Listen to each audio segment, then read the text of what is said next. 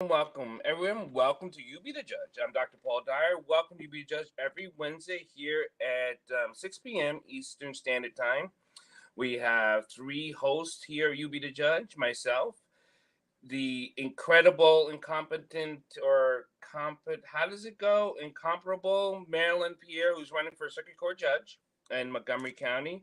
And we have Judge Claudia Barber, who will be joining us or coming on to us lately soon. So, welcome to You Be the Judge. We like to give three things. Ultimately, give information, have a better understanding, and then hopefully it brings you to an action. Those three things, and then we can have a conversation.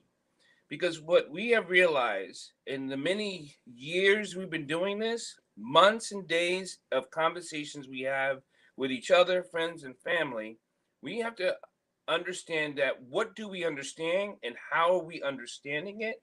And is it clear of what we are hearing is the information? So, so when I want to wrap that up is that often people hear things in their own perceived perception. And that doesn't mean it's an understanding.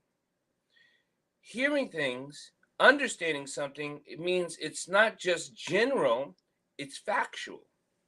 You can never change facts, but you can change your point of view. I don't think people look at things. They think people say things as their personal point of view, and they conceive it as facts. That's not the same. And you attorneys that usually come and join us know the difference between perceived and factual. But most other humans speak in so many generalities or misperceptions that it takes away from what is being said is a fact or a perception. How do we get around that, Marylin? I'm not sure we can, and I'm not sure we should. The reason why I say that is because many times what we perceive is based on who we are. It's based on what our experience is. For instance, if I'm having a wonderful day, well, I could even speak in the sense that if a person is having a wonderful day and it's raining, that person is likely to dance in the rain. But if that person is having a miserable day and it's raining, they think that the universe is conspiring to make their lives miserable. So it is so much the way one is feeling, the way one is uh, experiencing the world. And you yourself could think about a time where you misinterpreted something because you did not have the full facts or you didn't know where this person was coming from. We do that all the time. So I think it's necessary to have perception. I think it protects us in some ways because sometimes we feel like, okay, I know this person, I'm not sure that I should trust this person, so I'm going to be careful with the information that I reveal. But perception does not constitute a fact. And I think Well, it is a fact to you at the time that you're perceiving it. And I think that we do need to have our own ideas and our own way of looking at things. And I say this to people because I read it somewhere that they say that no child is ever born in the same household. correct. And what they mean by that is that if you have a child and it's a couple and a child, so that child makes the couple a family. Then the next child comes in, and that child, the second child is, then makes it a bigger family. And the second child is well aware that there are other people who were there before them. And even in a situation where you have twins who were born at the same time, you have them looking from different places, so they don't have the same perception. One of them might be able to see the left more because they're on the left, and the other one might be able to see the right more because they're on the right, in the sense that uh, they could both see what's in the middle, but their peripheral vision allowed them to see differently. So off air, we had this conversation. Marilyn had asked me, "Welcome, Judge Claudia Barber. Welcome to be the judge." My other lovely co-host. Welcome, Judge Barber. She had asked me. Oh yeah, you see, then I've got to go back to you because you Well, did not say Mia did he say lovely co-host the first time? He did not, right? And now he's trying to make it up my other. Yeah, forget it. Claudia, we only get lovely co-hosts when you show up.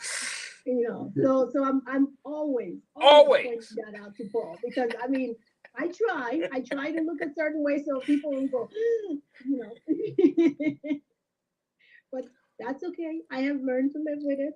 We Mhm. this past weekend was Memorial Weekend, and the terms have a great Memorial Weekend and enjoy Memorial Weekend. I'm often sad by Memorial Weekend, Yes. and I don't show it. Love you both. I don't show it because Memorial Weekend is for the people who have fallen, who fought for this Mhm. our United States. Well, it's for people who have died for their country. Because Right. Veterans Day, because I was trying to figure out what's the difference the Between other day, and veterans, I said, oh, Veterans Day are people who were in the military, right? like me. But Memorial Day weekend, I think it's even, well, Memorial Day is even more reverent in the sense that these people have made the ultimate sacrifice for Sacrifice. their country. And Well, you know, I understand that there are many, many, many historical revelations as to how Memorial Day was established. One the black history soldiers. revelation has to do with Union Yep. soldiers in Charleston, South Carolina, that were buried in a mass grave, Correct. and they were not recognized like they should have been. And so the Memorial Day was for them. Mhm. And that episode was repeating itself so that they would always be memorialized and never forgotten, even though they were in a Confederate camp and they died maybe of disease or just died in that Confederate camp. And it's just remembering them. And that's what makes me sad. So you're making my point, Judge Carter Barber, because many people are more thinking about barbecues and things like that, and I'm thinking about the fallen soldiers. I think about Mhm. friends who have lost their lives on the field of battle. Friends who have. I actually think about soldiers who commit suicide daily. About 22 daily in the United States commit suicide. I think about that. I think about my own life of how I could have lost my life in many things. Just and I don't see what's the joy? We're not remembering this correctly. It seems like something's missing.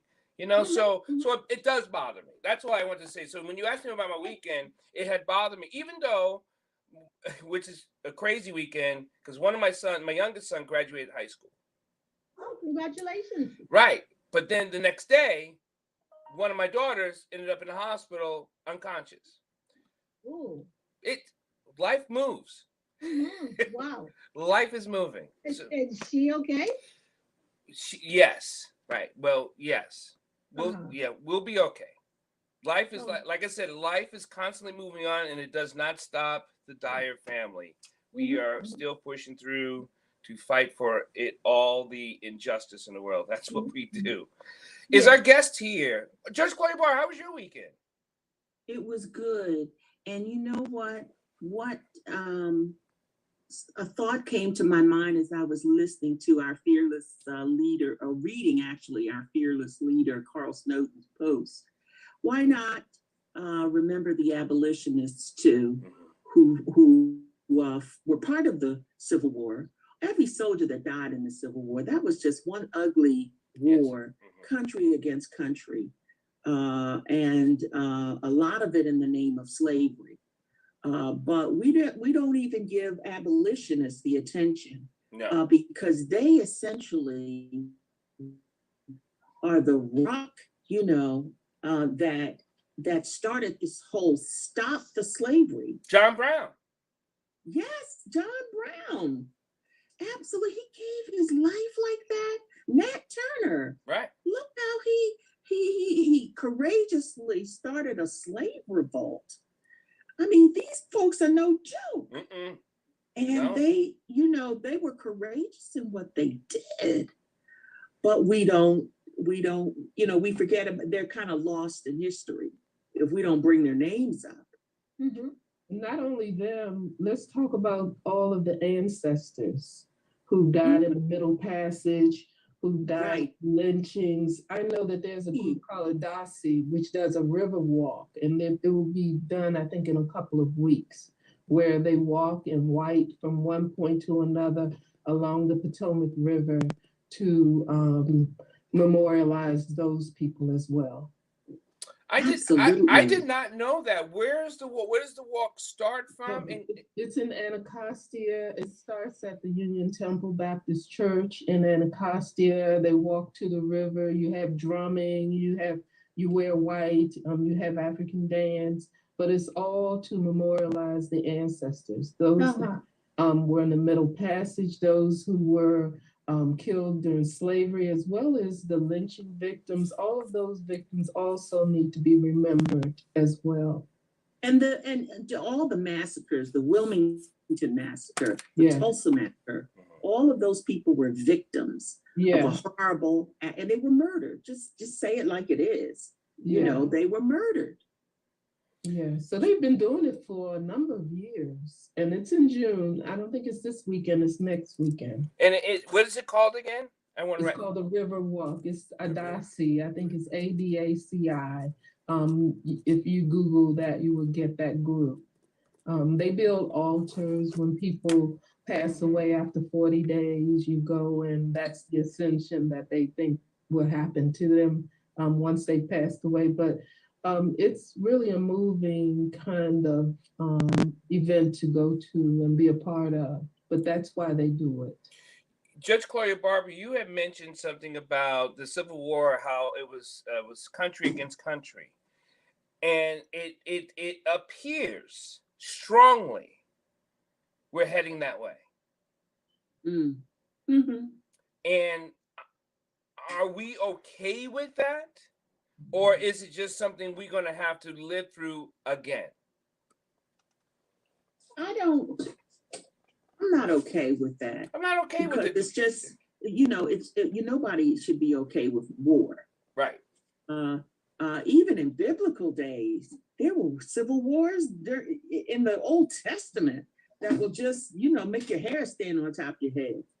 When you think about all the, even during the King Hezekiah's reign, and before that, and Jeroboam, and all of those old soldiers, they were killing people right and left. And you'll read of people, dying by the thousands, being killed, one person in power, and then, another person comes in power and in succession and so on. But to think of the fact that the country is divided, and to think about the fact we're not on where we can have mild disagreements, but when you have major disagreements where people just want to build a wedge and to just start a fire when there's no need to start a fire, that's the concern. People do not have really in their minds all the time peace. They don't have kindness, kind-heartedness necessarily in their heart. Well, and happens. But if you look at the South, Jefferson Davis wanted the president of the South, right? The president of the South, Abraham Lincoln, the president of the North, really, because they were a whole different split. They wanted their way of life, and they didn't want to have it. So isn't that where we're at now? There are certain people want a particular way of life. Whether you agree with it or don't, they want that particular way. So there's the split. So we're back to that again. We're back to that. Even if I wouldn't say again, because I think we're still there. I mean, there might have been some movement that's made, but I don't think we were ever there. And then going someplace. So I think we're still there. It's just a different form. Okay. And You don't think sometimes that it's wait a minute, say that again, Marylin. Uh, I'm curious to understand. in terms of people wanting a different way of life, to me, that has always been there. It's been at different levels at different times. Sometimes you could Mm. see it more. Sometimes it's more public, sometimes it's more hidden. But it's something that's always been there. I don't think it ever went away and then came back. Well, now wait. So, I mean, if you say somebody wants a different way of life, that could mean a lot of things. Sometimes people want a different way of life, meaning that they just want to be wealthy, or they want all the advancements in life. But if you mean by it was always there, this race war has always, I think, been in American history. And I don't think we can deny that. World history too, but in American history, definitely. I didn't mean to cut you off, missionary, evangelist. I was just going to say that I'm not sure how much the tearing down of their Confederate monuments have added fuel to the fire, because it gave me the thought that maybe they were put up there to quell where we're going with this now. And maybe Marylin is talking about the good old days. They want those days back where the largest portion of the pie is theirs, and they don't want to give you maybe a slice amongst all the other people. That's my interpretation of what's going on. See, some of it, I'm sorry, I didn't mean to cut you off. Go ahead. Oh no, I'm done. Go ahead, Bernadette. Go ahead. What did you want to say? I mean, I don't know to what extent this is helpful, but the way I see it is that, like Marylin said, I think that the struggle of this country has been that people have wanted to maintain a particular caste system, Okay. a hierarchy. Isabel Wilkerson wrote the book Caste. Mm-hmm. She makes some very compelling arguments about analyzing U.S. culture through the caste system. And like Marylin said, I mean, from my point of view, I think we had a brief respite during Reconstruction. That was it. And then the North capitulated or coddled the conservatives, because I think this is the history of this country, sort of trying to accommodate the most conservative people and accommodate those people who want to maintain a specific caste system. And therefore, every once in a while, you have some changes. But we have varying degrees of success in terms of how we try to convince a critical mass of people that a caste system that always has the least educated white person at the top of the heap above every level of education of any non-white person in the United States. Having somebody believe that that is the life they need to live has been the great resistor. People have been trying to convince them that there is another way. I mean, and we see that in other rich democracies, that it's actually not even in their interest to just hang on to that caste system, because it makes them not open their eyes to our common humanity and our common economic interests. Well, if we go down the road of discussing the caste system, it's always the white folks are on top and everybody else is at the bottom. I don't care who you are, you at the bottom, okay? If you're Asian, you at the bottom. If you're Pacific, you're at the bottom. You're at the bottom. That's just it. That's what the caste system is.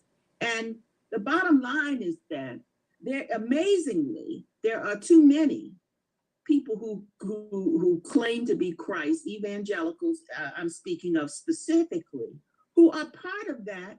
They don't want to get rid of that system where they're on top and everything is hunky-dory for them and everybody else is at the bottom. They can't see themselves. Now, wait a minute, y'all. You're moving the rug from under us. We're not in control. We're not in power. So they see it as a loss of power, which is, I think, how President Trump won the presidency. It was, hey, is this going to be new now? It's going to be something bold and wonderful. Two things. Because white supremacy is in control. Two things. Do we have our guest, Marylin? Yes, we do. Genevieve is there. Oh. And she was on camera. Okay, there she is. Are we gonna allow her to introduce herself? And then before we get and then I want to say this real quick.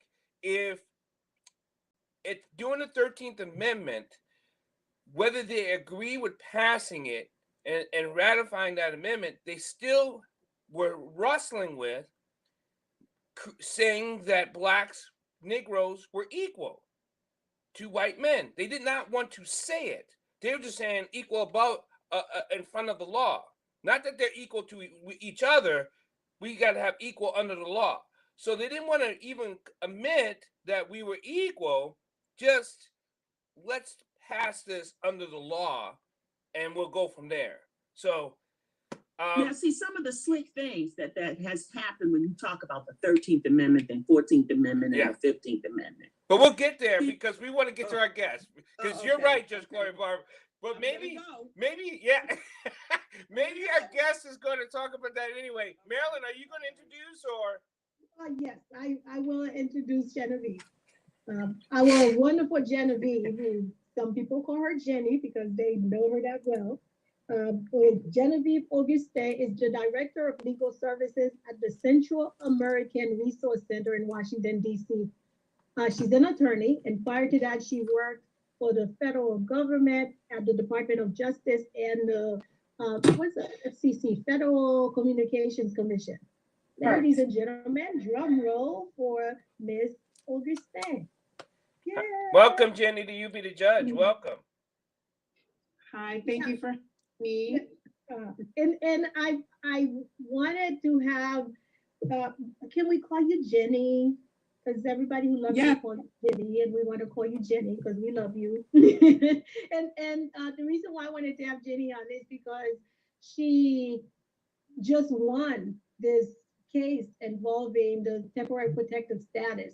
And I just thought we should find out about it. We should find out more about temporary protective status. We should talk more about legal ways of immigrating into the United States, and some of the, in contrast to some of the pictures that we've seen, a couple months ago with the horses and the whip and all that kind of stuff. But anyway, Jenny, you have the floor.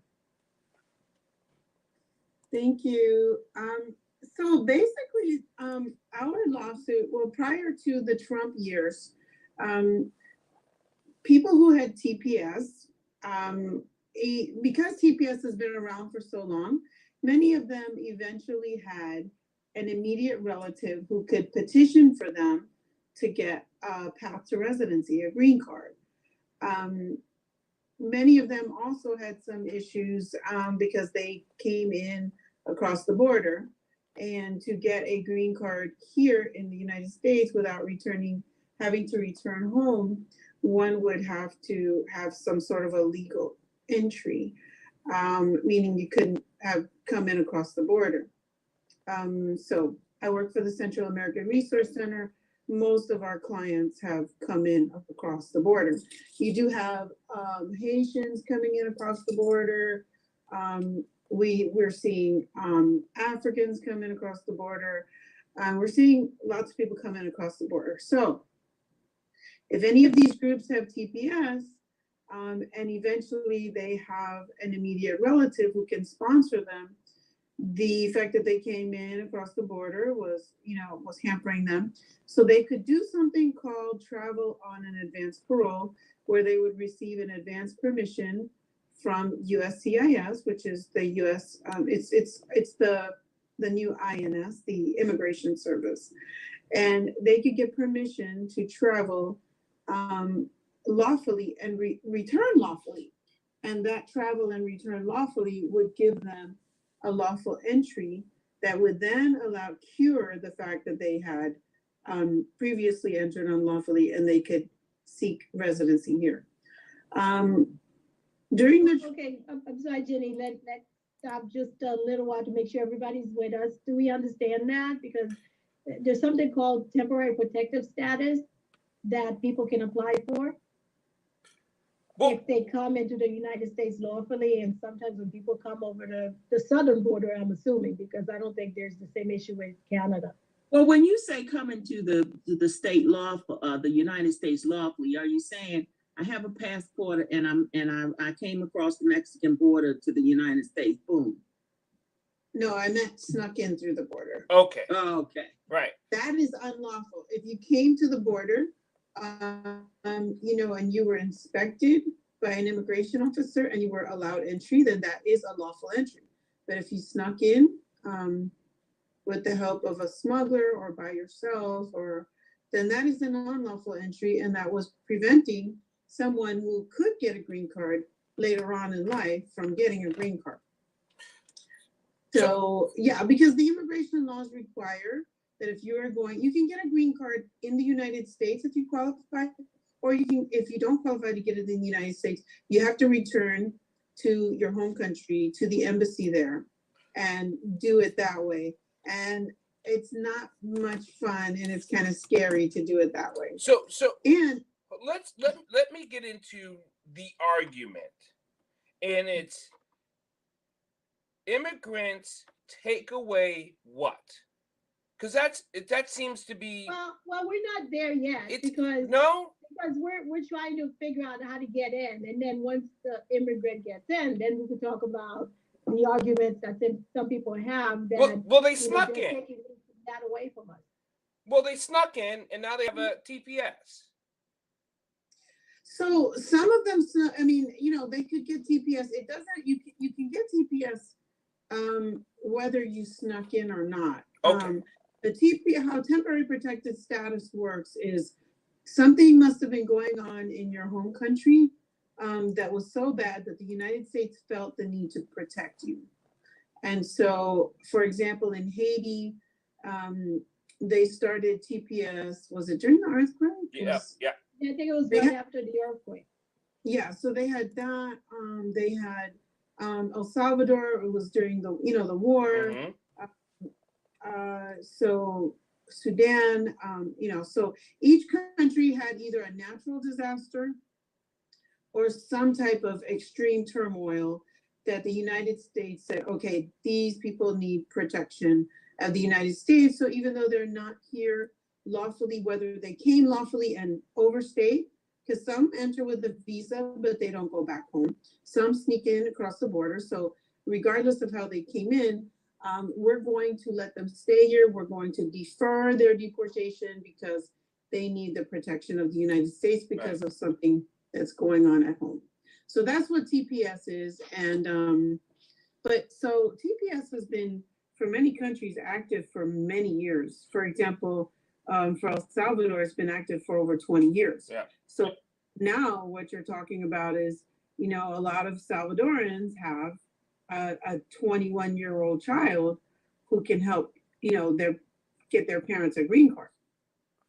So, and that's basically what our lawsuit was about, because prior to Trump's deconstruction of the immigration laws, I mean, just to put it very simply, when Trump came, he literally tried to end immigration. And I know that in the beginning he said he wanted to end illegal immigration, but that was a farce. He wanted to end every type of immigration, unless, of course, as he stated, you're from Norway or, you know, from one of those countries where the people looked like what, you know, what he wanted to have here. So, But see, that goes back to the caste system, because they're on top and everybody else is at the bottom. And so, no, the immigrants are just a definite no. I mean, and Trump was very explicit, you know, about what he wanted, who he wanted here. And we all know what he said about Haiti. After he left office, what he said, you know, the other things he said about Haiti, about, you know, there AIDS here. And he said that in 2021, they're bringing AIDS here. So, yeah, but I have a question. So the Ukrainians, they're bringing in 100,000 Ukrainians. Under what umbrella are they coming into this country? So the Ukrainians and also the Afghans have more than one path. So But their temporary protected status? there's a TPS in the works. Well, it hasn't. There's a TPS declared, yes, for Ukraine. The Afghans they're using a combination of special immigrant status, parole, humanitarian paroles. But yes, there are things being done for the Ukrainians. My particular organization, we are not working on the Ukrainian cases or the Afghan cases just because we're just not trained in that. And we're highly specialized to work on Central Americans. We do work on any immigrant as long as we are familiar with that type of case. But we're not working on the other groups right now. Jenny, I was a soldier for many countries and I set up camps when people came over all over the place, right? About when you said that people are going through a tough time in the country for different onslaughts and killings, right? They're able to come over. How many countries, if you know the number, have things going on in their country that could get a TPS because of the disaster that's going over there or the killings that going over there? There are countless of countries that are going through this, but what seems like the U.S. only selects the few. That seems to be troublesome because if we have come here, we will protect you no matter who you are, but we only will select certain countries. We will decide if you come here. It's almost like I have two questions. How does the decision made and how many countries could come if we allowed them? Well, if you look at, like, for example, what's going on in let's see. So right now they have Afghanistan, Burma, El Salvador, Haiti, Honduras, Nepal, Nicaragua, Somalia, Sudan, Venezuela, Ukraine, and Yemen. Right. So, I mean, I think if you just take any one of those countries and then you ask yourself, is that happening? Is what's happening in that country happening in another country somewhere that's not on that list? I think there's a pretty clear, it's pretty clear that, if everything were equal, there would be many more countries on that list. Right. So yeah, for sure. Well, then who chooses? Let's face it, it's a political decision.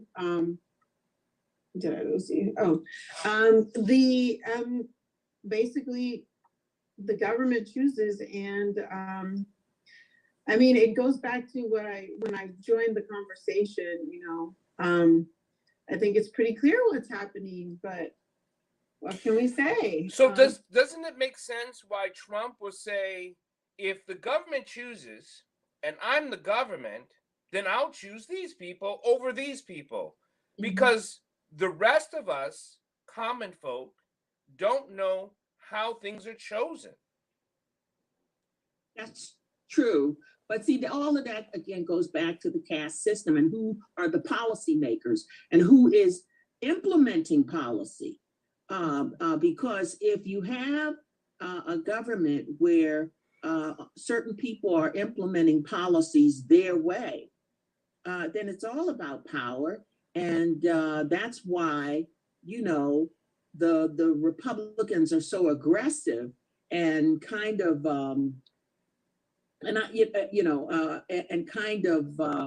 even browbeating about maintaining power. They'll fight it tooth and nail to the end, come up with conspiracy theories, if you will, that the election was stolen. And the biggest joke about the whole conspiracy theory that the election was stolen is because if President Trump won really the election, there would be no conspiracy theory. It's just, it would just disappear. Just like that, at the flash of a second, that whole conspiracy theory would be non-existent. It would be no more because he won, because he's in power, because he's in control. And the only time the conspiracy theory exists is when he's not in control and when he didn't win. I think that there would still be a conspiracy theory, but it would sort of evolve. It would be he's in power, he's supposed to be in power, but people are trying to topple him.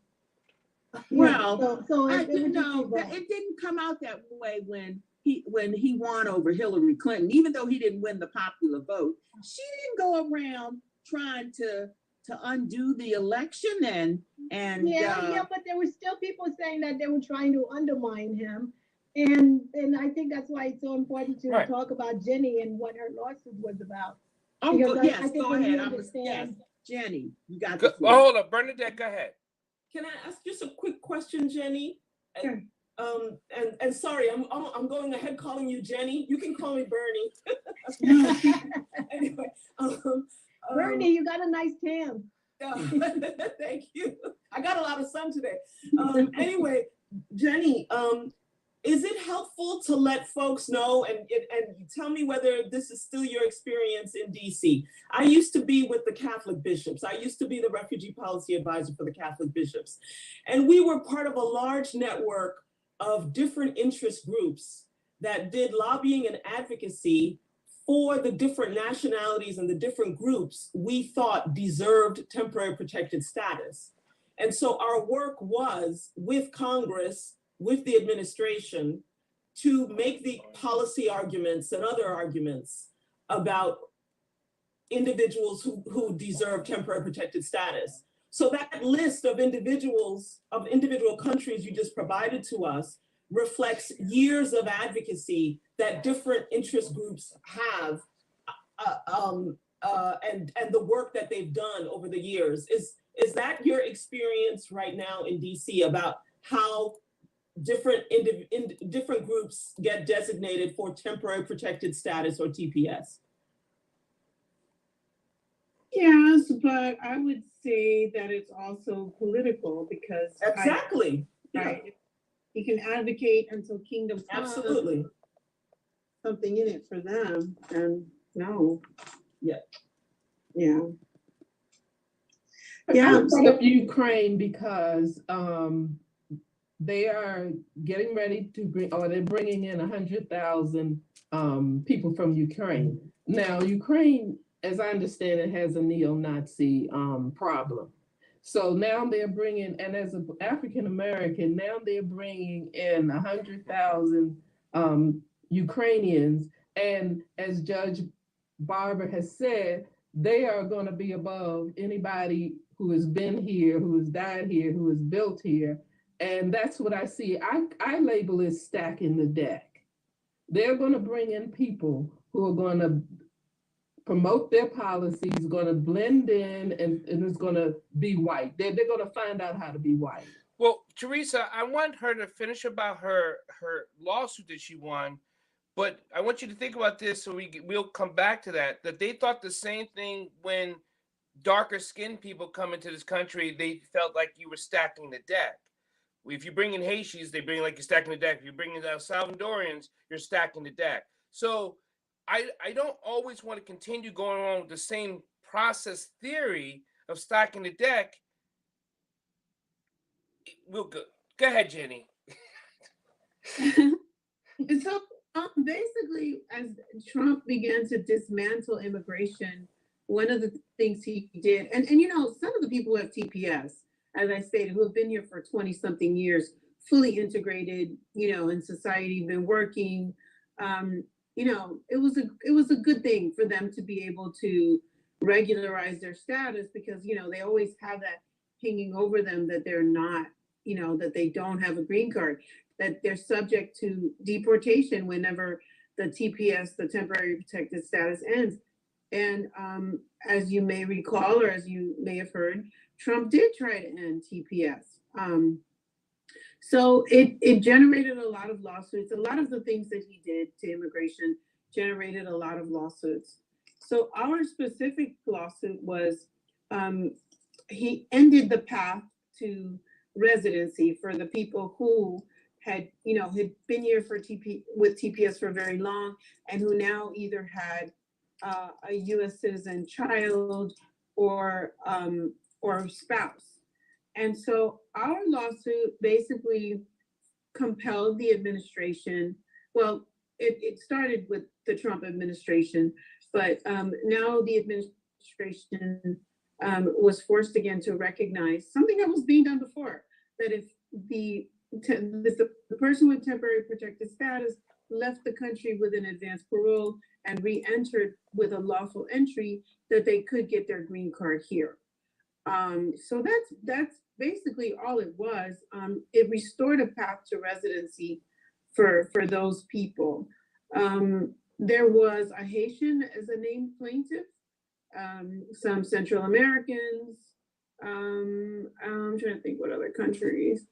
But yeah, there was at least one Haitian and some Central Americans that were named in the lawsuit as plaintiffs. And eventually we split up because the government first tried to, we were a big group fighting together, and then they made deals to the named plaintiffs, and then we were left on our own.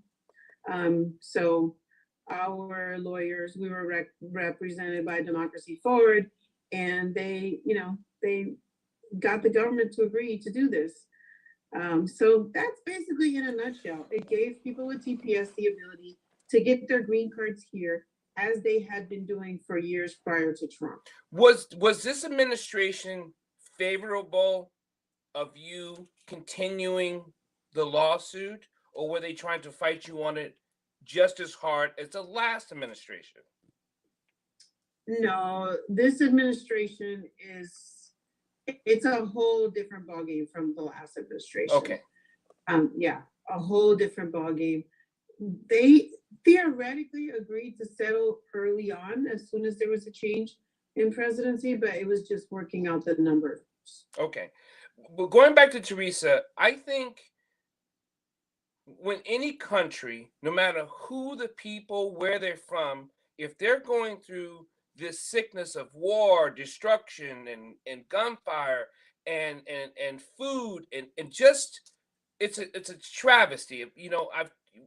If you've been there, you've seen it. You know what I'm talking about, right? We should not. It doesn't matter who comes over. Now that they're coming over, I don't know how you're going to cipher out who could, should, or needs to be here, because they're people leaving a disaster, right? Because they're MS-13 that's coming from the South, but unless they have it tattooed on their face, I don't know how you can tell. You have people coming from other countries who are just nasty people, who they could be Al-Qaeda, it doesn't matter, right? But you can't regulate any Afghanistan, because you don't know who's who until when? Until they do something. So I don't want to stop Afghanistan people coming over because Al-Qaeda's there, right? Or ISIS is there. So because the people you could be hurting need us. So whether it's the Ukrainian and the Nazis, yes, they've always had a Nazi situation. They were in their military. The Nazis were in the Ukraine's military, fighting against Russia. So it's not like it's a foreign thing or it's unknown. We knew that. So now that they're going to come here to the United States and they have the ideology that isn't good for Black and brown people, I get it. But I don't know how you're going to tell the difference between who is and who isn't. So I think that's a tough thing. That's where I stand on it. You make excellent points, Dr. Dyer.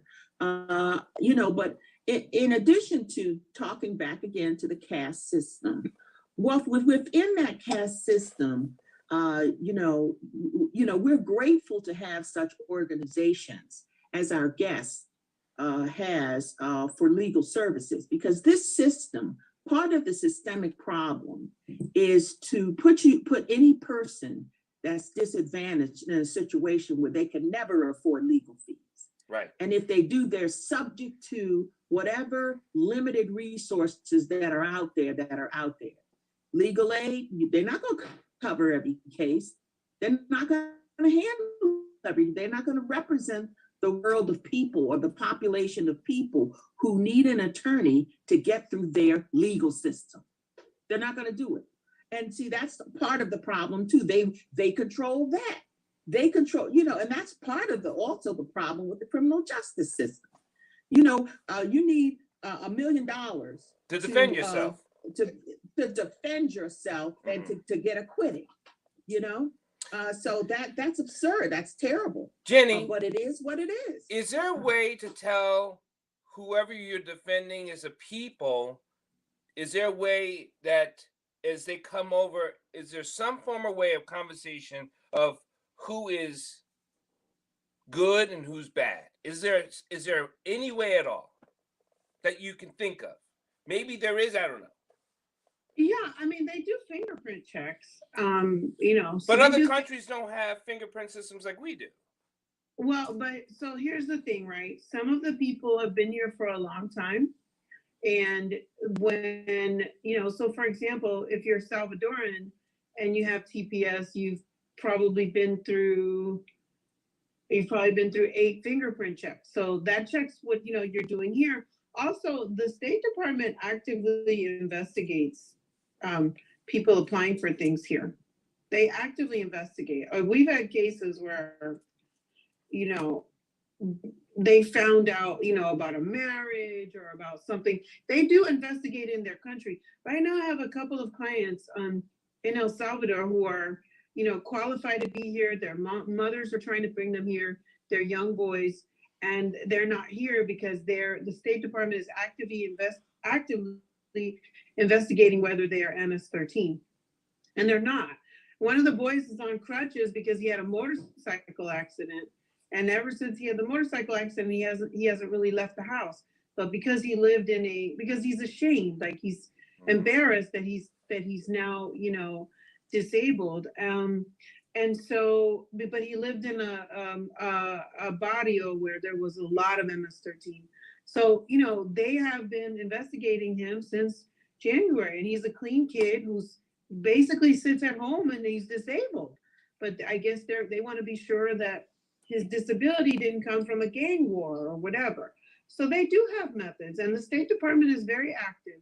Well, they are very active when it comes to our clients. And so, they have good connections with the countries.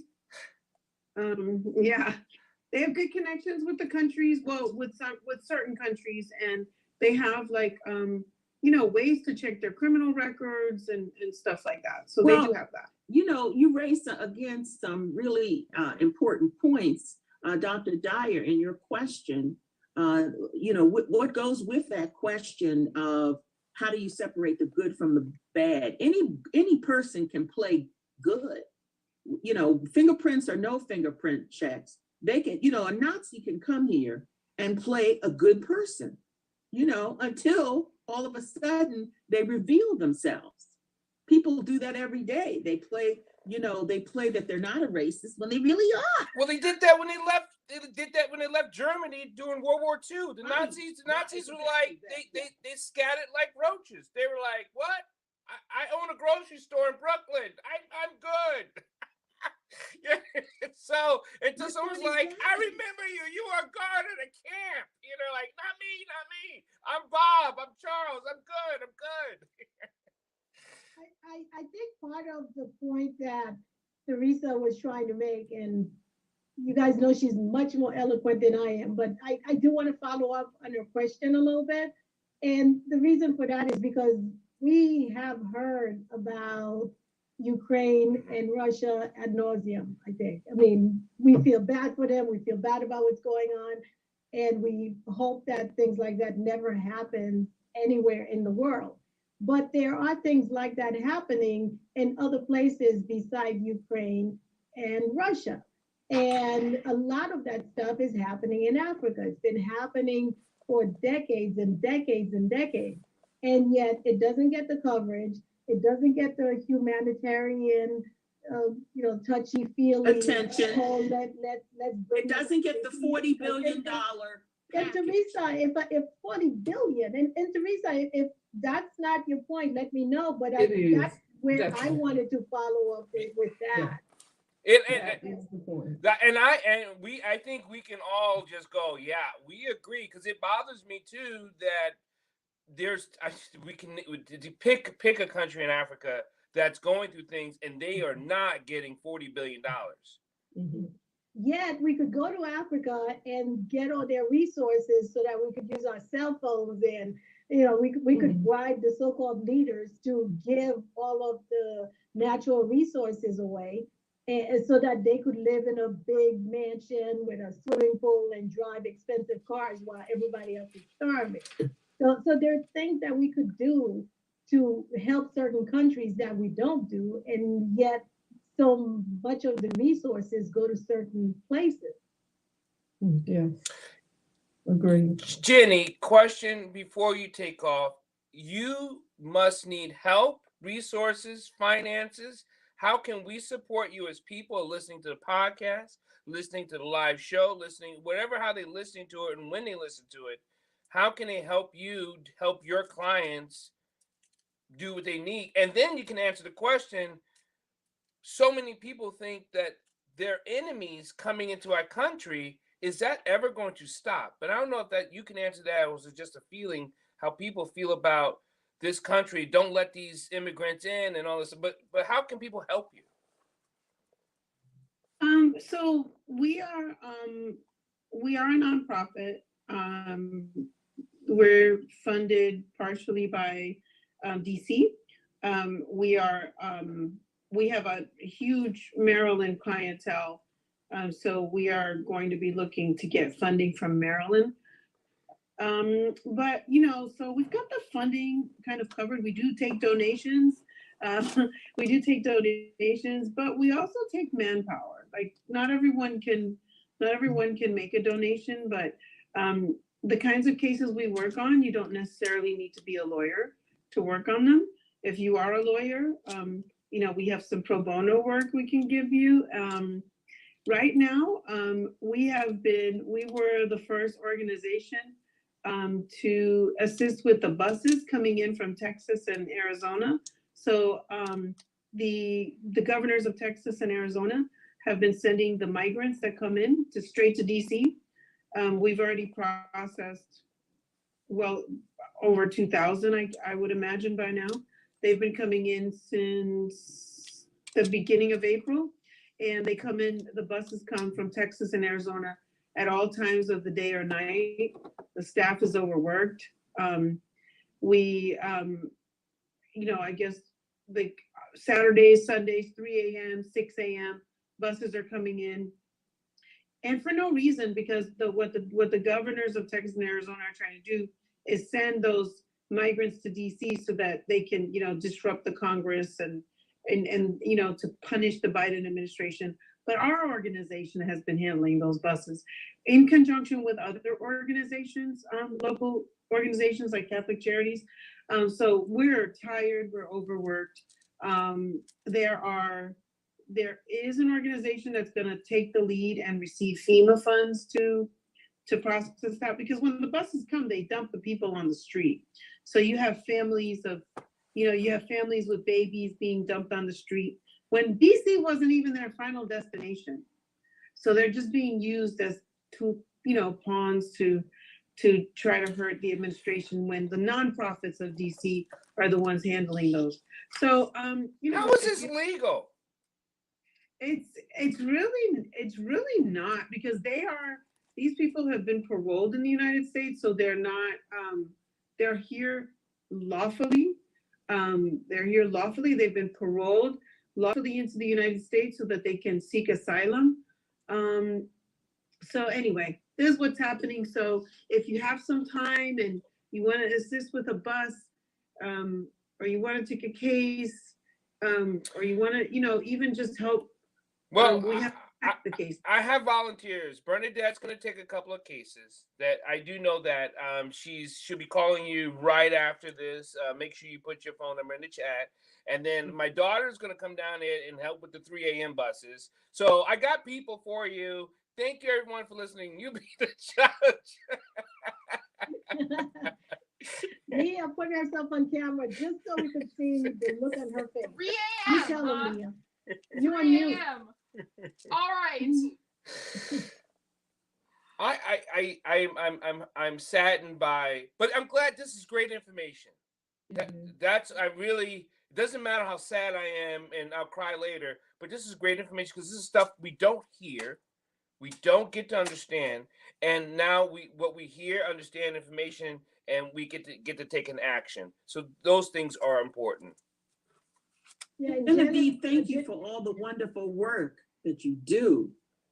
It's recording. Jenny put her number in the chat in case anyone wants to contact her.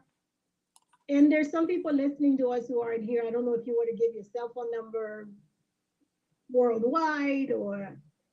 Sure. Well, we can just share them if somebody contacts us. Okay. Yeah, we'd love to have any help. And thank you so much for the opportunity to tell our story.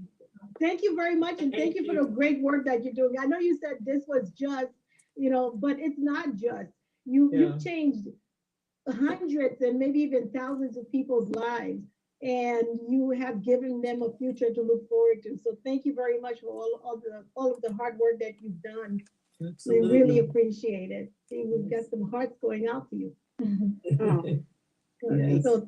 So you might see yourself as not the hero that we see you, but you're definitely a heroine, and you should see yourself that way because lots of people would otherwise be not living the healthful life the bountiful life that they are now living because of. Well, Genevieve, I have an important question to ask before you leave.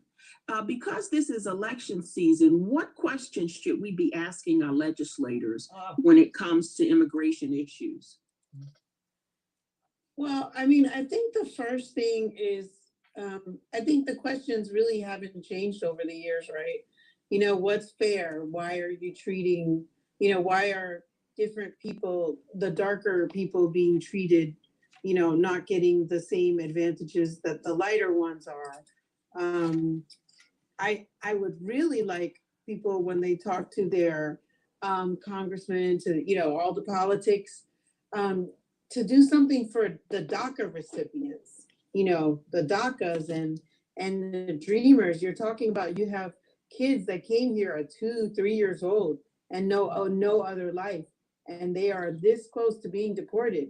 Under Trump, they were, they pretty much lost their DACA, and DACA's been declared an illegal program. Right. But they came here against, they didn't come here voluntarily, and they know no other life, and they're, for all practical purposes, American. Like when I do a DACA case, you can't tell the difference between a DACA recipient and one of my children.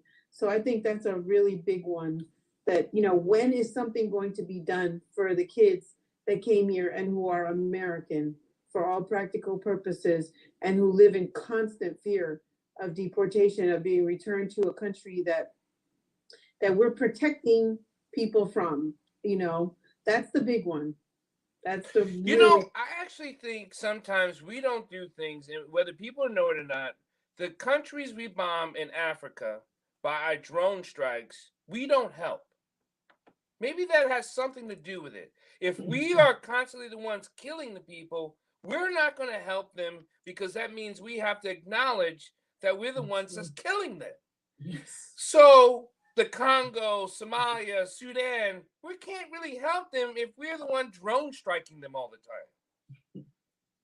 I think so. It's not political. It's really like, that's not us. We can't help because we didn't, they're in pain because of what we caused. So I think that has a lot to do with people we help and don't help. Yeah. So much more to talk about. Go ahead, Will. Go ahead, talk. Go ahead. Okay.